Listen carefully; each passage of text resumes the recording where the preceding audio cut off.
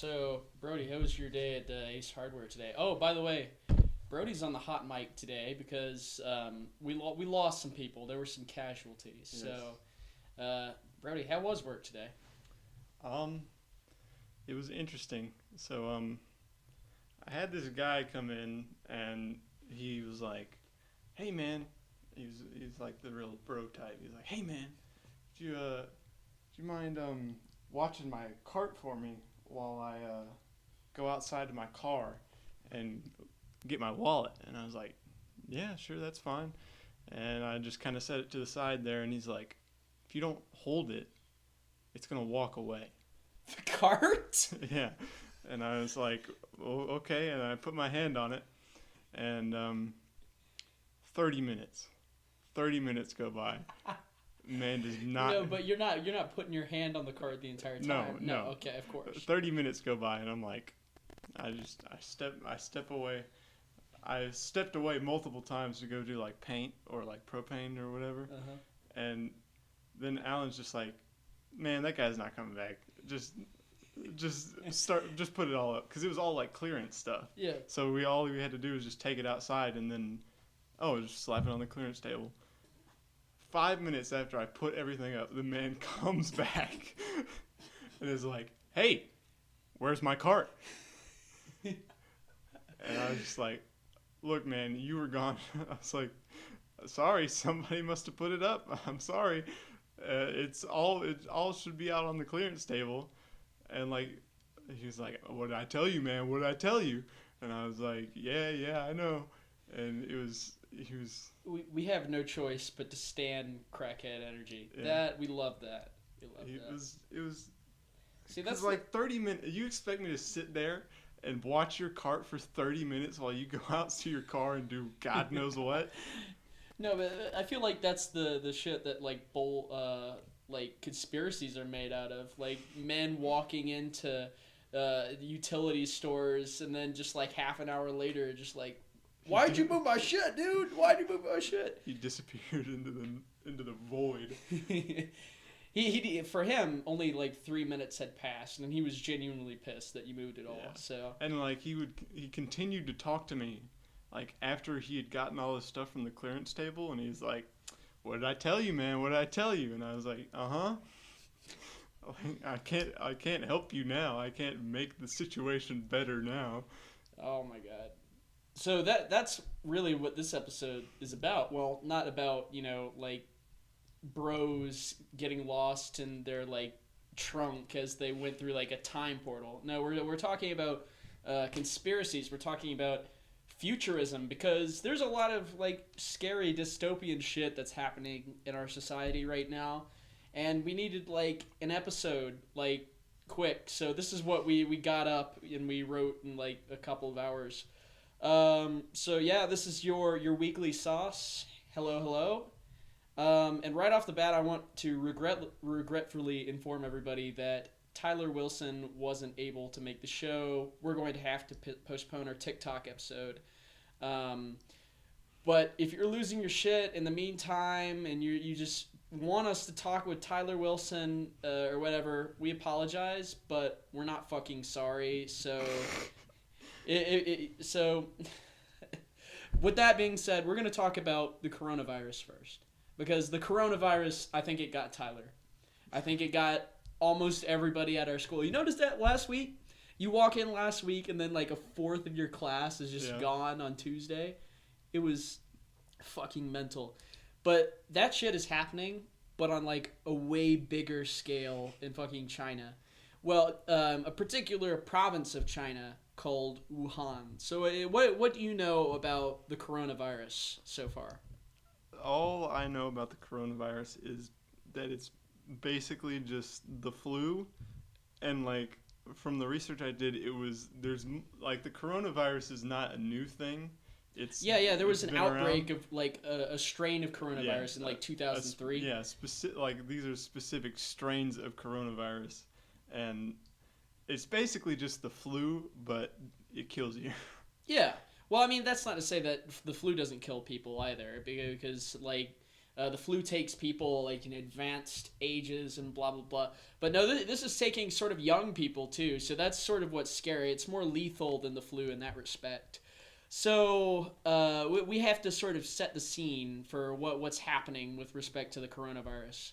So Year of the Rat just rolled around. Millions of people coming in, going out of China, and Brody is stroking a skull. And okay, back to the millions of people coming in, coming out of China. People are eating tons of meat to celebrate this occasion, and oops, some of the meat is infected with some bullshit. I don't know what the origin is specifically, but apparently all of this, like Ground Zero, was like a meat market. A meat market? A meat market in China. What, like an underground meat market, or just like the general public meat market? But what I'm saying is, Year of the Rat, a plague comes. Does this not have like parallels with like the Black Plague in like the 13th century? Rat comes. This can't be a coincidence. This is like 2012 all over again. Yeah. So are these the end times? Is this 2012? Okay. No, they're not. It's not. No. I don't know. Okay, so I remember specifically. Do you remember anything about 2012? I remember in 2012, it was probably the point in my life that I hated myself the most. You're posting cringe, troll faces, things like that. I was posting cringe in 2012 the entire time. Well, I mean, it was the last year you could do it, man. The Mayans said that 2012 was going to be the last year. And I specifically remember spending that New Year's at Ben's house, and I was just like, I remember, I was only like 12 years old, but I didn't give a fuck at that point. I was like, world's going to end, so be it. I've only lived 10 years, you know? But, so we don't think it's necessarily going to be the end of the world. No. But it looks like that. It really does. If you look at what's happening in China right now, China has quarantined 40 million people in this province of Wuhan. It's spread to like 12 different countries, including the United States, by the way. And just about, it went Beijing, like every big city in China. So this is spreading, not really like super quickly, but it is spreading despite like the efforts of the Chinese government to just completely stop it. So what do we make of the government's response? I mean, from what I saw, because I saw a video of like, it must have been 100 excavators. Like, so many excavators were all working to make this hospital, not like just the ground floor of this hospital. So like they are really trying to fix it. I know. Yeah. And here's the thing. I feel like we could use a little bit of that in South Carolina. You know, did you come up the road my way, or have you ever been down the road on Highway 14, like as you go into my neighborhood, where it's just like they've been building that expansion of the road to turn it into like a 2-lane road for the last like 6 months. Yeah. And China is going to build like a hospital in 6 fucking days. Yep. Guys, say what you want about like the communist government of China, who is like extremely repressive and terrible in so many ways. But the fact that they can put these like holes up, or that's another thing. Have you seen that thing where like the Japanese government, there was like a big sinkhole, random sinkhole, and they repaired that shit in like 10 hours. 10 hours. No joke. So, I mean, you have to admire the efficiency of these governments, despite being terrible. But I can go on a side tangent about how the road systems are corrupt in South Carolina. The commies, they got something right, and it's the road building. It's the road building. Everything else kind of sucks, but the road building, they got it down. Yeah. I was, the light right near that road that you take to get to your neighborhood? Yeah. I was sitting at that light, and there was this, like, construction worker sitting there, and I had my windows down, and I was playing some music, and he was just, like, walking with, like, steel pipes or whatever, and I was like, "Hey, man." And he's like, "Yeah, man, what's up?" I was like, "You killing it, man." You did not. Yes, I did. You did not. Yes, I did. Yeah. And he went, "Hey, man, that means so much." he's like, thank you, man. Because there's that video of the guy who's like, who made this burger? Who made this burger? And this guy finally speaks up. He's like, I made the burger. He's like, you killing it, man. You killing it. I've seen that video. It was just like, it was opportunity, and I saw it, and I took it, and it was great. So props to our expansive construction worker viewer base. We really appreciate everything that you do for our community. You could build that road a little bit quicker going up our street, though. So back to the coronavirus. So with respect to the new year, like millions of people were going in, millions of people were going out. Travel was peaking.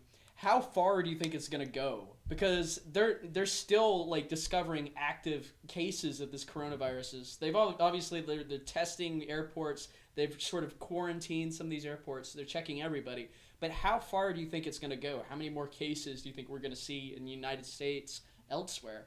I think it's going to be a case like, because it's not quite so deadly as Ebola, because Ebola was very extremely deadly. That was some real shit. But like, you remember what happened with Ebola? We had like 2 cases in the United States and nothing happened. Mm-hmm.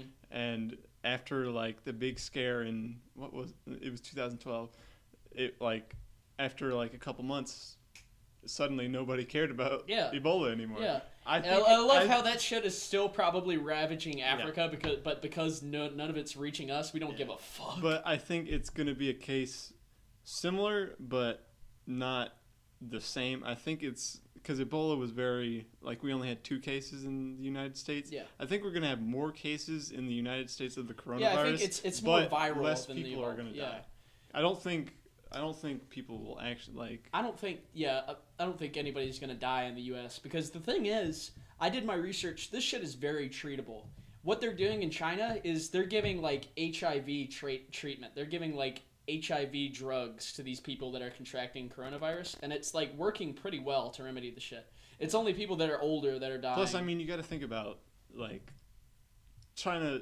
While it's like the booming technical capital, the standard of living there is not amazing. Well, yeah, but you look at where it's predominantly affecting the Chinese. It's like mainly in these more affluent quarters, like on the east. Of course, Western China, very agrarian, very rural, very poor. But if you go to the eastern part, those are the wealthier quarters of China. Those are where this is where the government's putting all the resources already.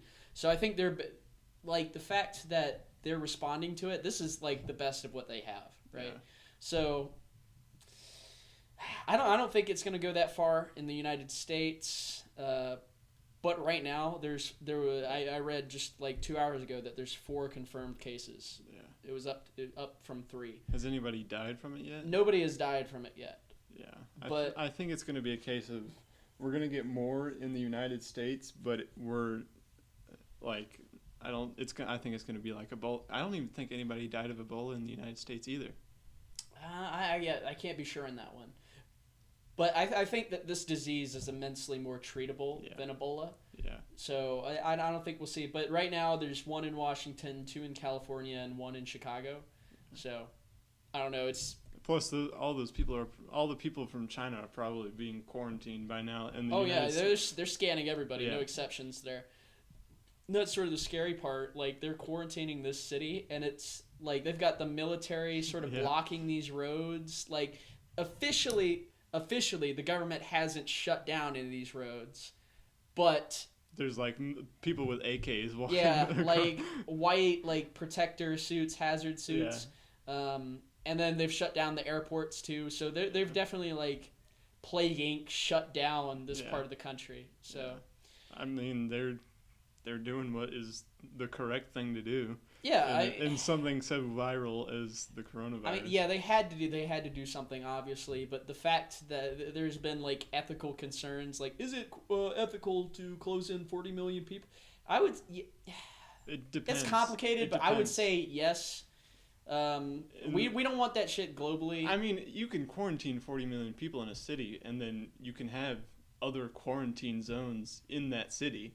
Yeah. So like if you can have like a big group of infected people quarantine those people in the quarantine city, and so like the people who aren't infected of that 40 million can still be fine in that city, because I mean like they're not just like slapping up a huge barrier and just being like, oh, it's free for all. Sorry guys, you just gotta sit here while we coronavirus battle royale. While we slowly get to everybody who may or may not have the coronavirus. All right, one more thing before we move on. What are the odds that it becomes a zombie outbreak? I mean, if it's the zombie outbreak, I'm prepared. Because I was watching. Have you heard of this Train to Busan movie? I think so. Yeah. It's like a Korean movie. The entire thing is like in subtitles, and I was watching this movie on Sunday or Monday rather, and then I came to school on Tuesday, and I came downstairs and I saw the news: coronavirus, first epidemic in China, and I'm like, it's happening. It's happening. So I don't think it's gonna be a zombie outbreak, but that'd be kind of cool. That'd be good for our podcast. We could talk about that when it happens. We'll become the next New Vegas radio. yeah, that'd be real dope. I wonder if we can keep YouTube up in the meantime though. We'll have to find a new medium. I'll just get I can probably cobble together a ham radio. Ham radios aren't hard to make. Yeah, okay. So you'll be the tech guy. I'm glad that you'll still be working for me when the world is fucking ending. Yep. So with that being said, we're going to move on to something else that's, futuristic, dystopian. Because I don't think we realize sometimes how much our lives are just controlled by technology, and how much of our personhood is attached to our phones, our computers. I saw something, maybe it was just an ad, but I think it's true. All of your valuable shit, it's no longer in a vault. It's not in a safe anymore. It's all on your phone. Your personal information, your credit card information, all that shit is on your phone. Yeah. So with that being said, we're going to make you feel a little bit uncomfortable here, because the world's richest man just got hacked by a foreign government. And it's interesting. It's Which interesting foreign stuff. government?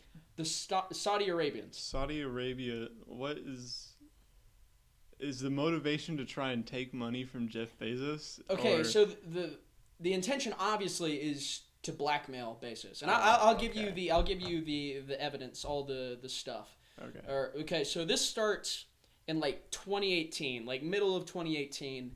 Bezos is just sliding in the DMs with Mohammed bin Salman, and this guy sends him a link, a video file.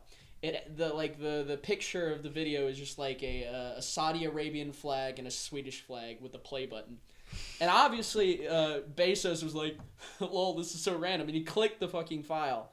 And when he clicked that file, apparently it was encrypted with malware. Yeah.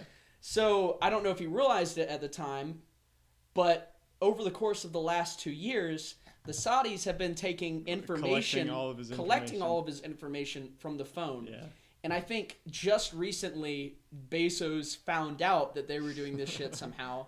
And now he's like, what the fuck? You guys can't do that. Yeah. So how, Bezos was still pretty rich in 2018.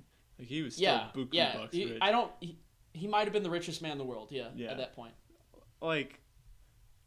A man like that should know better, and a man like that should have a better security on his fucking phone, because a man so rich as himself, he has the capabilities to literally lock down everything.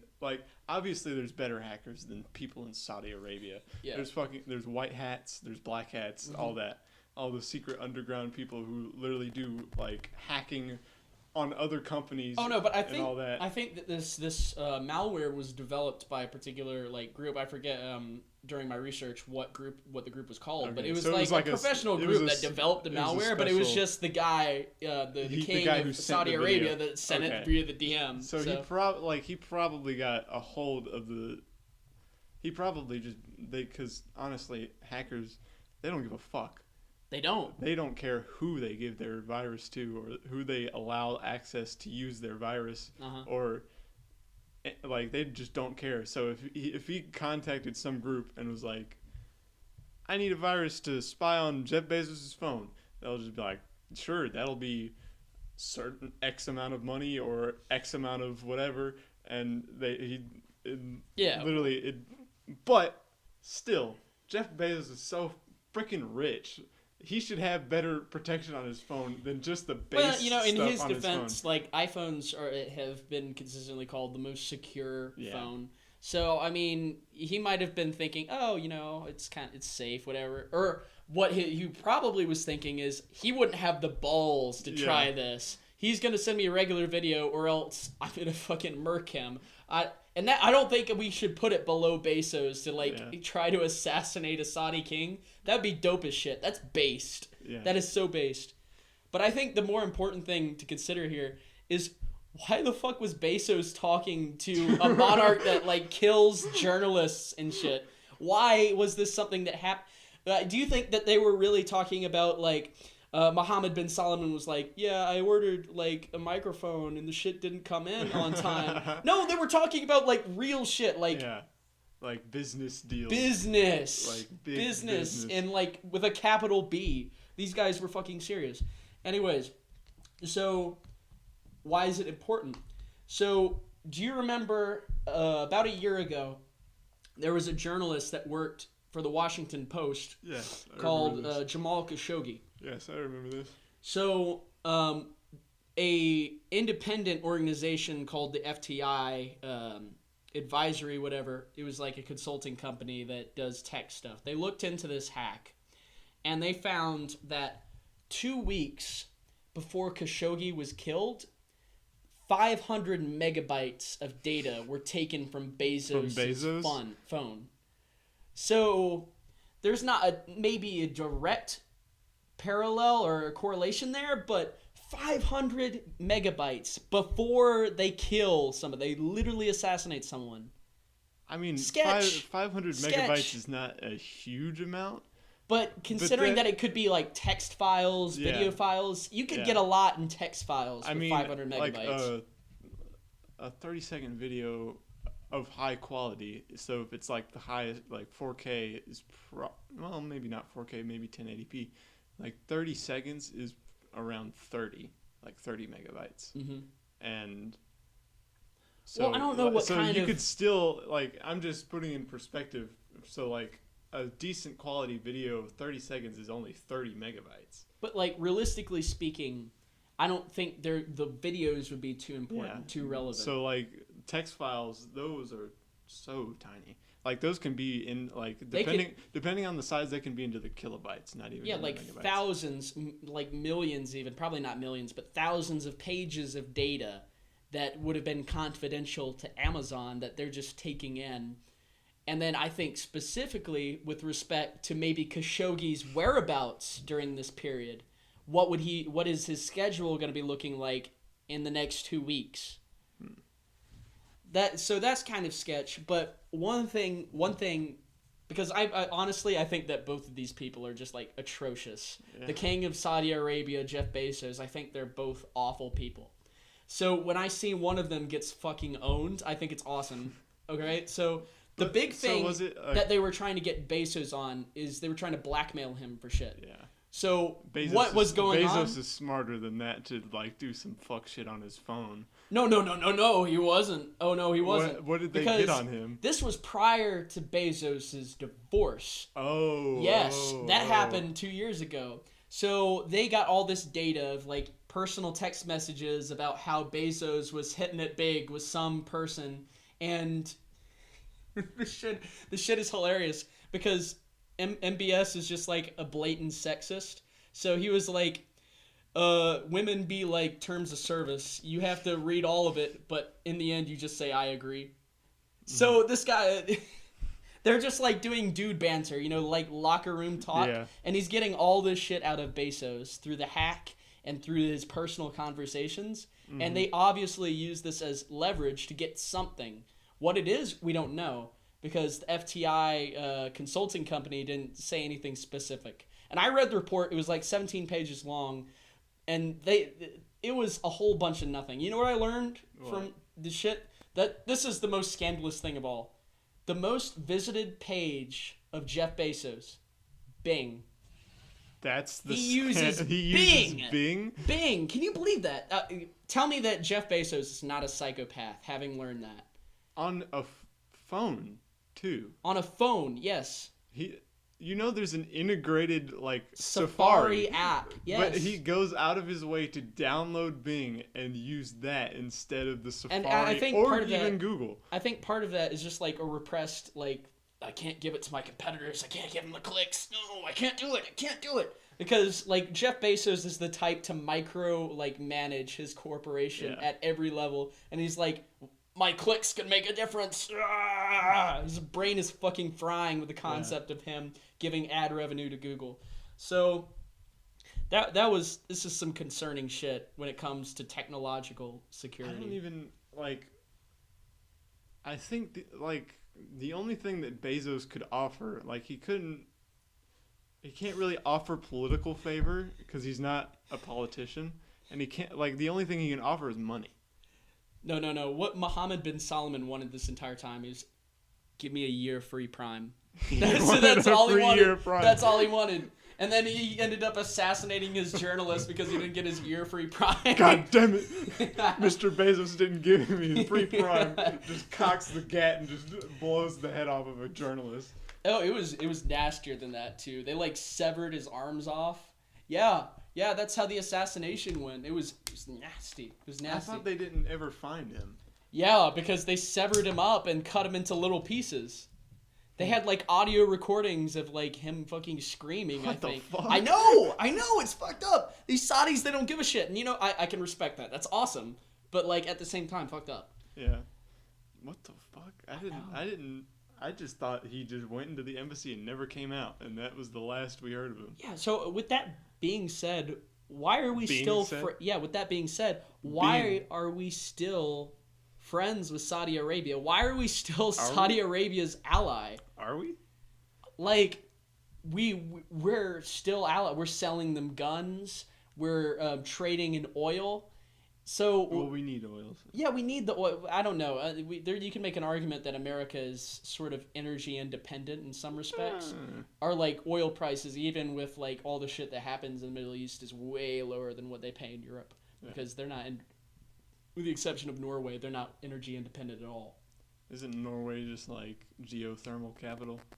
No, there's surprisingly a lot of oil that was found off the coast of Norway, and they have access to that, and they've been sort of milking that. Surprisingly enough, though, they've turned that into like some like national securities fund that like all their citizens are pulling from. So while we're just letting private corporations make all the money, they've sort of just let everybody benefit from the oil reserves. I don't know. Make what you want of that. I think that we could learn a thing or two about that. That's communism. I mean, maybe it is, but I think that's dope as shit. That's dope as shit. Because they're like getting a social security check, like from the oil reserves. And Alaska does this shit too. Well, there's like 6 people in Alaska. Yeah, there's like 50,000 people in Alaska, something like that. But like Alaska, they're pulling in so much money extra from all their oil reserves that every American, or every Alaskan, is getting like $2,000 each. They are technically American. Yeah. No, are we sure about that? I don't know. Alaska is our state, so yeah. I don't know. They can see Russia from their coastline. Are they really American? Maybe they're all Russian assets. Well, are you trying to make a conspiracy theory that Alaskans are Russians? I'm just saying Russia owned Alaska at some point. Well, yeah, but we bought it.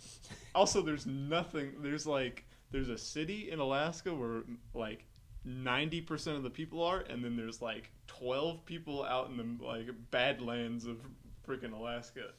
This was dope as shit. I was reading last year. The Homestead Act passed under like the Lincoln administration. Yeah. Somebody in Alaska made use of that in like the 80s. So like 120 years later, somebody in Alaska was like, I'm staking my claim on this part of Alaska, just like bumfuck like the Arctic.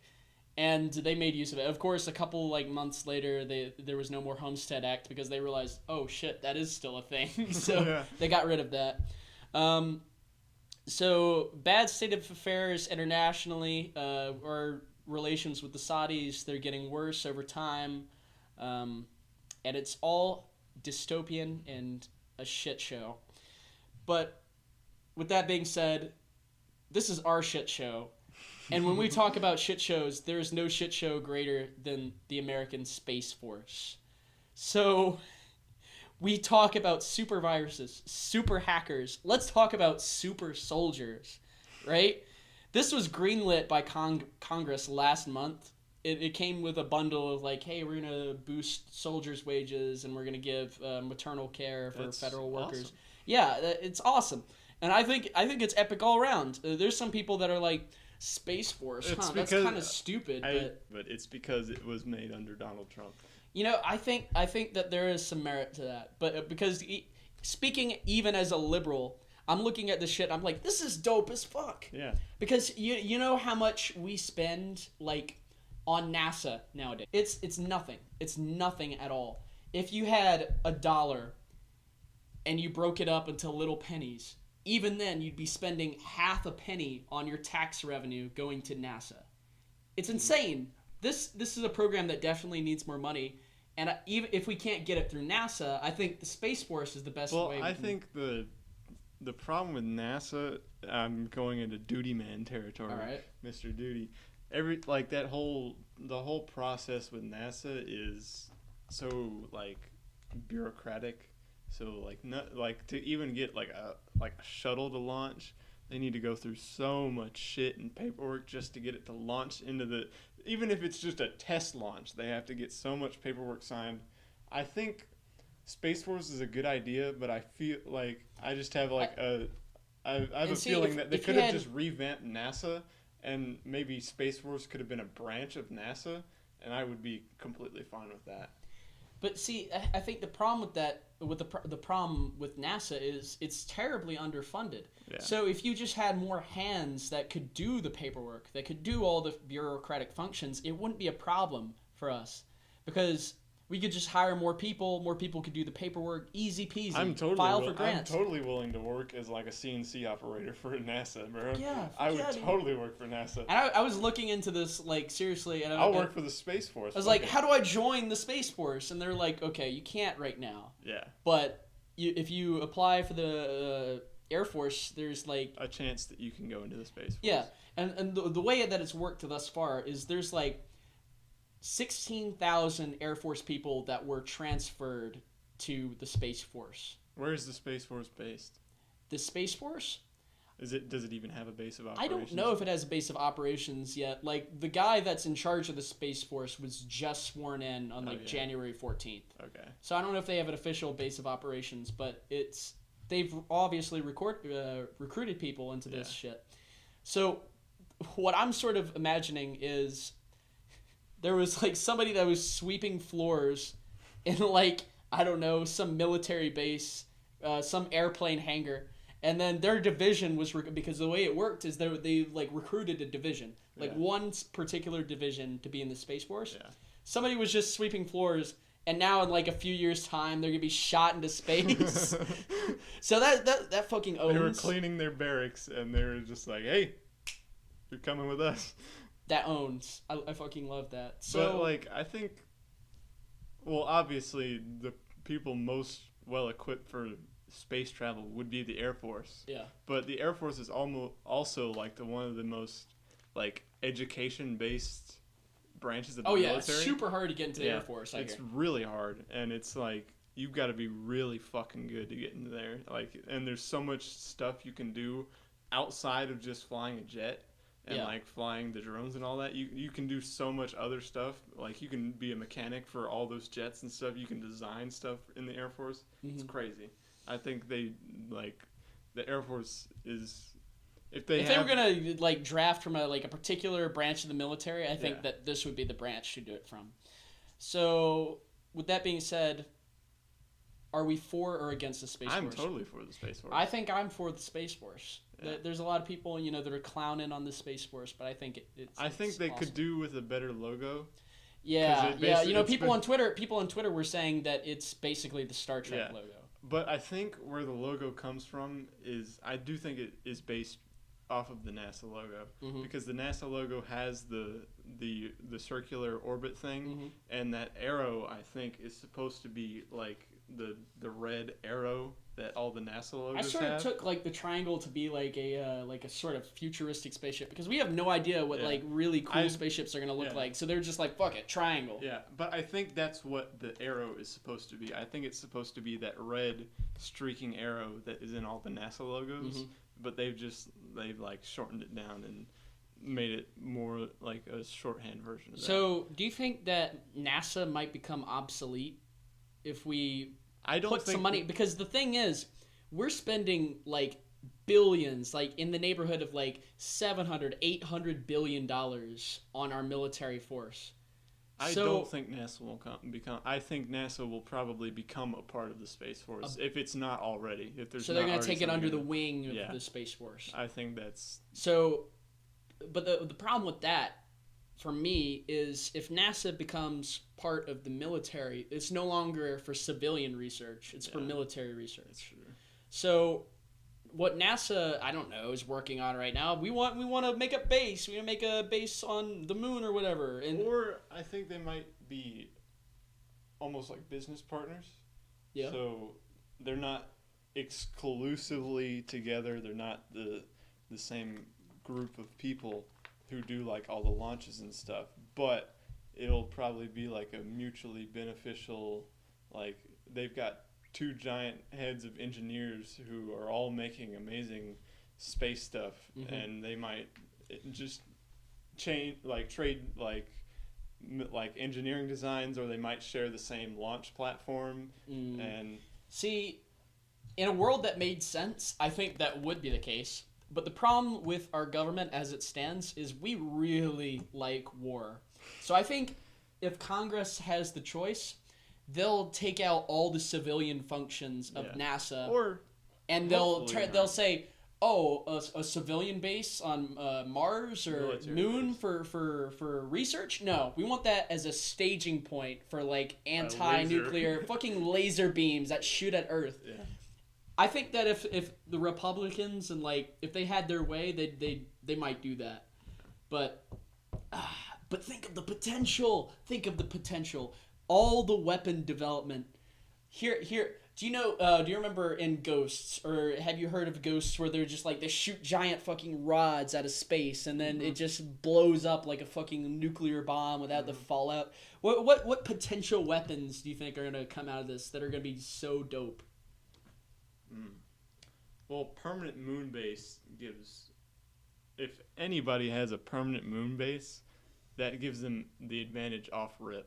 Like they can literally be on the moon and see all air traffic, all like the thermal maps that you can see. You could see every single launch that is ever taking place on the moon, and there's only like a 6 second delay between radio like intercom. So this moon base can just be like, hey, there's something launching from Saudi Arabia, let's just say, and it's heading towards X destination in the Middle East, and so they're doing some fuck shit, and so the America can literally just be like, all right, sorry, and they're just sending counter it. No, but they're just sending Amazon Prime rockets over to Iran. You know, so they're just delivering something. Yeah, but like a permanent moon base is like just the potential for just knowing that everything that's going on in the atmosphere of Earth is huge for like imaging or like spying. Who gives a shit? The America spies on people. Okay, we spy yeah, on of course, people all the time. Of course. And so that'll give anybody who can set it up a huge advantage over everybody else. So are you optimistic or pessimistic about our prospects for world peace once we establish a moon base? And I think it's likely, because if we establish a moon base on the moon, then where's the next step? It's Mars. Mars is if we can establish a base on the moon, then Mars is next. I think that if we want space, I think that we have to work together with nations, because I feel this entire time we've been talking about this within the perspective of, oh, America has to do this thing. Yeah. It would be a lot better for world security if we just, like, okay, China, Russia, America, we all get together, we make like a joint base, like the ISS on the moon. That way we get to the moon faster, and there's less chance that we end up fucking fighting each other because we're all like working on the same base, right? Yeah, but how? I feel like it that's has gonna to be it has to be an international effort. That's gonna be really hard to get all those countries to agree to work on something together. You I mean, there's only you so might many. be able to. There's only so many space powers. Yeah. We've already done it in the form of the ISS. We have astronauts together on the same. So it's been done before. Yeah. But I'm saying that if we really want to advance something in the interests of like global security, we ought to do it like together. So, but will that happen? Probably not. Maybe. Probably not. I'm not too optimistic about whether Americans would want to do that. Yeah. There are so many people who like the thought. Oh, we're working with the Russians. The thought that working with a Russian is like, oh my fucking, you can't do that, bro. They're fucking communists. Yeah. They're crazy, and like, but it's just like, that would be the ideal universe where we would get all the world's brightest people to work together, and so have you heard that story about like how when Americans went to space during the space race, they bought up like thousands, millions of dollars worth of these like anti-gravity pens that would work even in space. That's all fake. No. This is real. Now people exaggerate the story. People will say, "Oh, the U.S. government spent billions of dollars." That's not true. But the American government did spend thousands of dollars buying these pens on the Fisher space pens. But the Russians, they didn't give a fuck. They brought a pencil. Well, yes, but the reason that we did that for the pens is because the graphite $120 on each of these pencils. It's because of how sensitive the stuff in the space like shuttles are. It's because if you get graphite or something and you like puncture a micro hole in anything, that shit is dead in the water. Okay, well, that's fine. That we can have a disagreement there. I think personally it makes no intuitive sense for me, but I imagine that you're better read on this than I am. It's an over-exaggerated story. Yes, it is way over-exaggerated. It's a funny story, and I get why people say that story, but there is a solid and valid reason as to why we spent money on the Fisher space pen. How many times was a Russian like aircraft taken down by a fucking pencil? How many Russian aircrafts were launched up into space? I don't know, Sputnik, a couple others. All of them enough to be a threat. Apparently, to the U.S. dogs national or security monkeys on during it. the 60s. All those Russian spacecrafts either had dogs or monkeys on. There was the one guy who circled. It was like Yuri Gagarin and a couple. Yeah. Okay. Whatever. I don't know if we'll find common ground on this one. So we talked about a bunch of futurism stuff. That was kind of cool. I don't know how we're doing on time. I hope that this is like longer than 40 minutes. Probably. But we talked about a whole bunch of stuff. Did you have any like fun things that you want to talk about before we go off the air? I had something I wanted to talk about, but I can't remember what it was. So I mean, this is your first time like being on the hot mic. Before you've been like a little voice in the background. Hey, this is my 2 cents. Now I want your opinion. So this is a real good change of pace. Well, I might have to do this more in the future because I think you're good at this. You're good at this. You're good at talking. Yeah. And I like to think that I'm okay at talking too. So let's see, hot takes. What do I have a hot take about?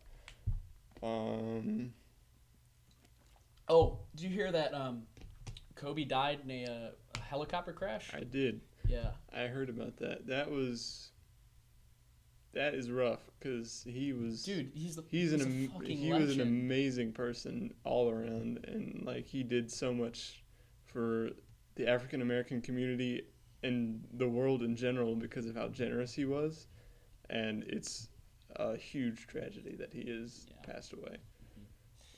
and I think his work ethic was yes, something that you could really aspire to. Yeah. So that's too bad. But do we want to end on a happy note? Like, what's something fun that happened this week? Trying to think if I have any. Oh, I went to a car meet. You went to a car meet? Yeah, I cool. saw a video that Toma uploaded on Twitter where it was just like, or maybe that was you, where like this guy was pulling out and the guy was like, so actually that kind of got me in trouble with my parents because I posted that video on Instagram. Yeah. And like in the beginning of the video, you can hear me, and this guy pulls up to the spot, like it's like a common spot at the Cars and Coffee where you pull up and you turn a corner and then you just haul ass all the way down the strip. Yeah. And this guy pulls up and he's like it's on the red and he's revving his engine. So I'm like, oh, you already know he's about to fucking slam it. And I said that in the video. And they got on you? And my dad texted me. I was like on the toilet, like about to take a shower, and my dad texted me. He's like, you need to edit or remove the video, and because you dropped the F-bomb. And I was like, okay. And he's like, you shouldn't post something that somebody can use against you in the future. They're gonna use this podcast. Like, yeah, we've already ruined our careers. Yeah, I was like, me dropping the F-bomb about this car at a car meet is totally gonna ruin my career as a person. But anyway, back to the car in general. The car, he's revving his engine, and I'm like, oh man, like, you already know this guy's about to like rip this fucking strip down. And he turns the corner, and the video doesn't do it justice. The video is loud, but the real life, after he hauled ass all the way down that strip, like everybody was like scratching their ears out. It was like, that was one of the most impressive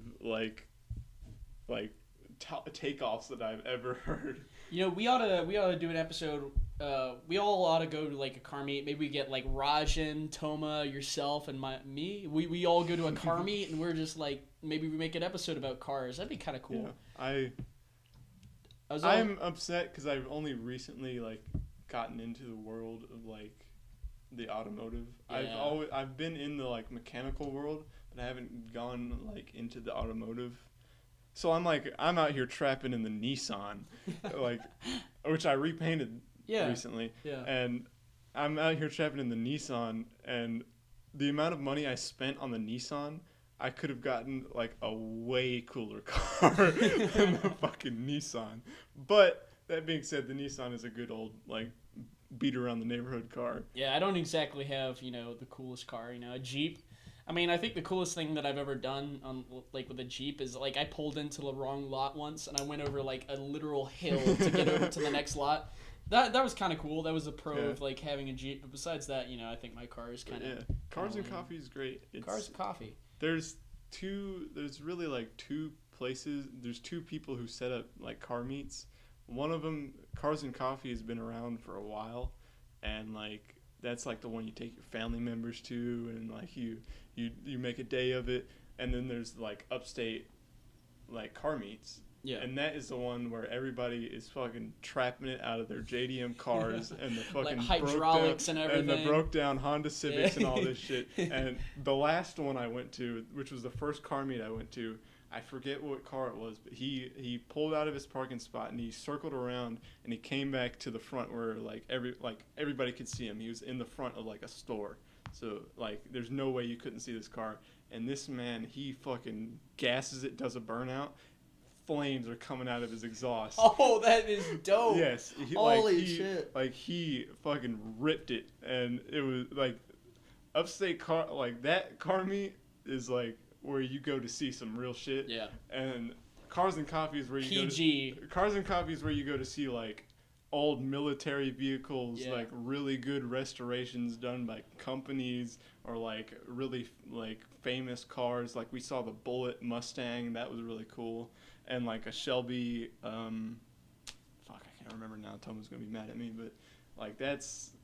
I really like going to Cars and Coffee, but the upstate car meets is like that's where you go to see the real shit. Yeah. And like, that video that I showed of the car pulling out and ripping it down the street was probably the most exciting moment.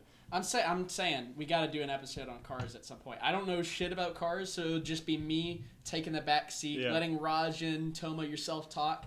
That'd be a cool episode. I think that'd be a cool episode. Yeah. So we'll have to do that episode, but I think that we'll have to draw this episode to close now. Yeah. I don't know. We were talking about like, you know, retro futurism, like how the world is ending, how technology is going to murder us, and now we're talking about cars. But you know, I think that's a fitting end to this podcast. So we wish you well. Next week we hope to have TikTok star Tyler Wilson on, and we'll be live streaming it on TikTok. Maybe. What? I think that he can do that. Yeah, I think he was telling us like he'll have like a bipod or a tripod over there, and he'll just like set it on there. Apparently, that's dope. So yeah, you can listen to our podcast, watch it on TikTok. You've got options next week. I did not know that. So with that being said,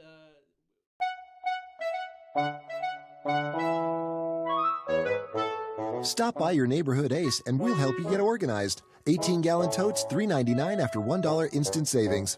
Ace is the place with the helpful hardware, folks.